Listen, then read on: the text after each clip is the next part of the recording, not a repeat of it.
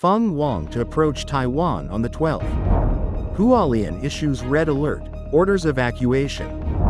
150,000 tainted eggs recalled across Taiwan. Trump says U.S. to boycott G20 in South Africa. Pizza Hut's parent company explores sale of struggling chain. OpenAI signs $38 billion deal to use Amazon's cloud platform. Nearly 1 million evacuated as Philippines braces for Super Typhoon. Chinese astronauts stuck in space after debris hits Capsule.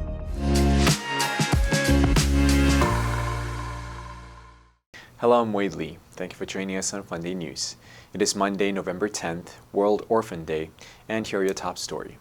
In local news, severe tropical storm Fung-wong is approaching Luzhou Island and is expected to move into the South China Sea before turning north towards Taiwan.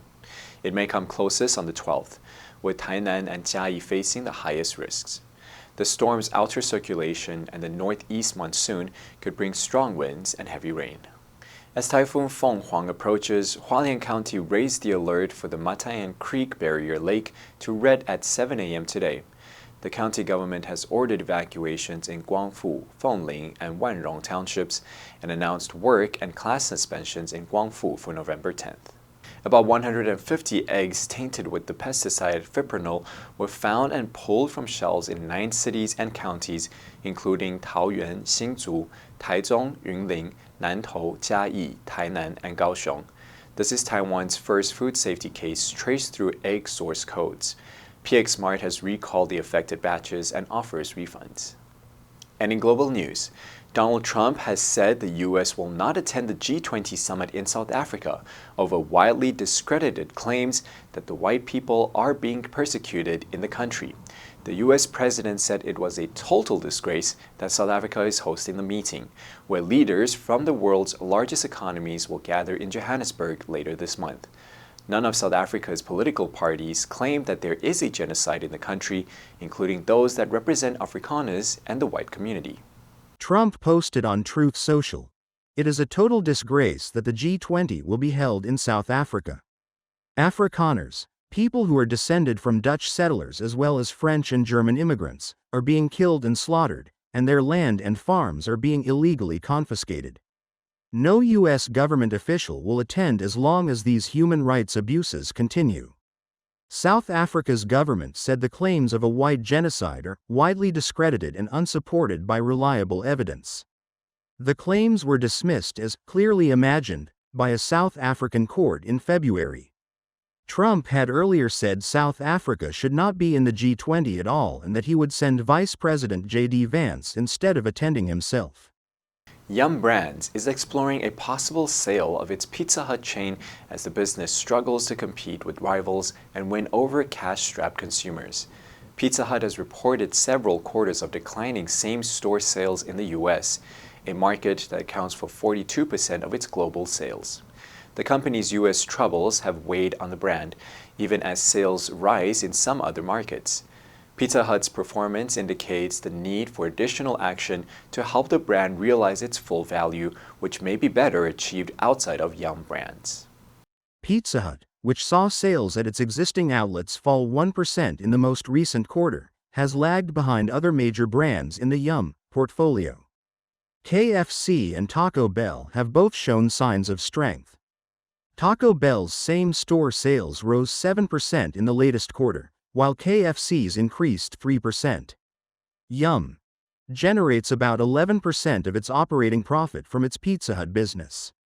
It operates roughly 20,000 Pizza Hut stores globally, about 6,500 of them in the U.S.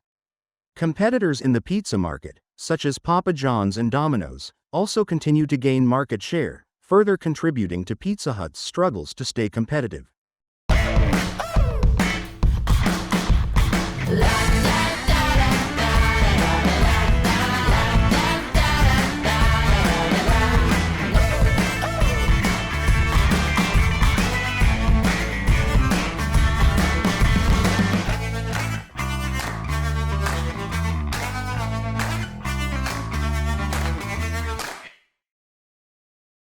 OpenAI has signed a $38 billion contract with Amazon to access its cloud computing infrastructure.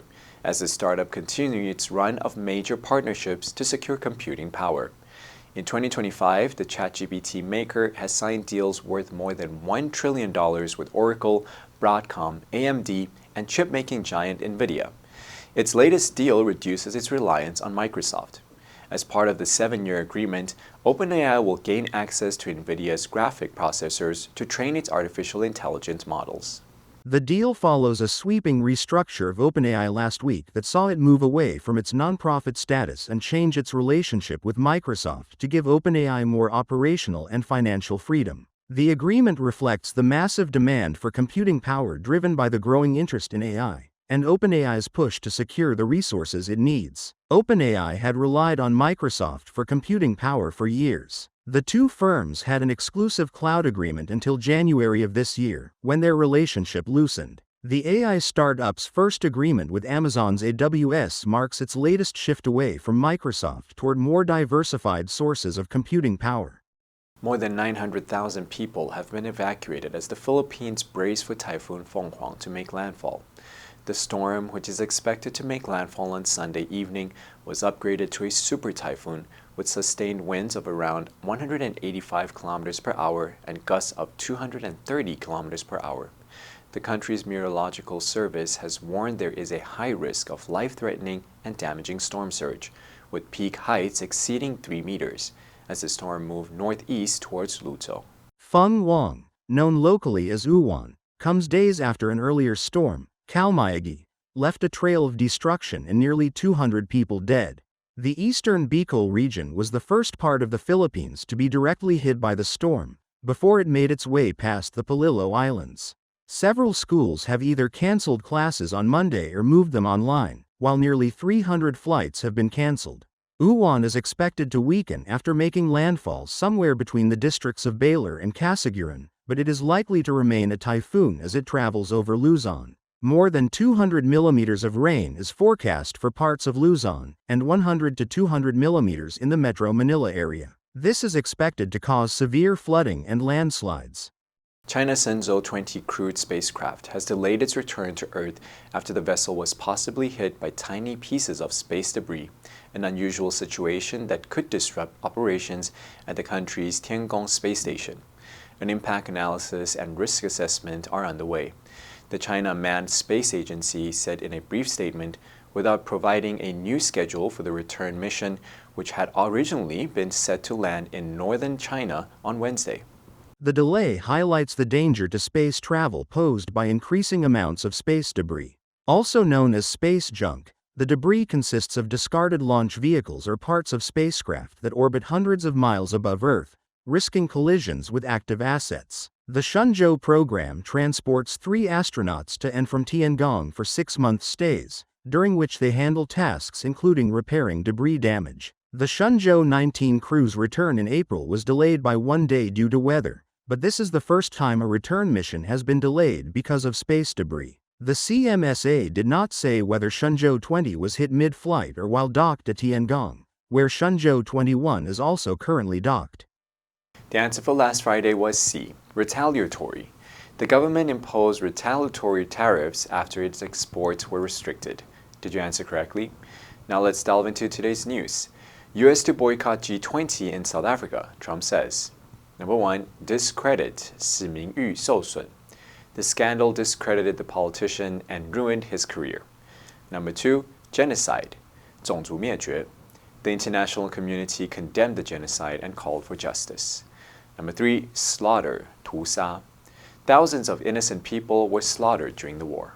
Next, we have a multiple choice question for everyone to practice. Which answer would you choose? You can write your answer in the comments section. The correct answer will be announced tomorrow. The first people to officially care for orphan children were the Romans, who opened the world's first orphanage around 400 AD. World Orphans Day was created by the STARS Foundation to raise awareness about the many children who lack something most of us take for granted, parents. The foundation hopes the day will motivate people to do whatever they can to help. And that's all for today's FUNDAY News. Be sure to tune into FUNDAY News from Monday to Friday and click the link below to join FUNDAY for free. I'm Wade Lee, your host. I'll see you next time.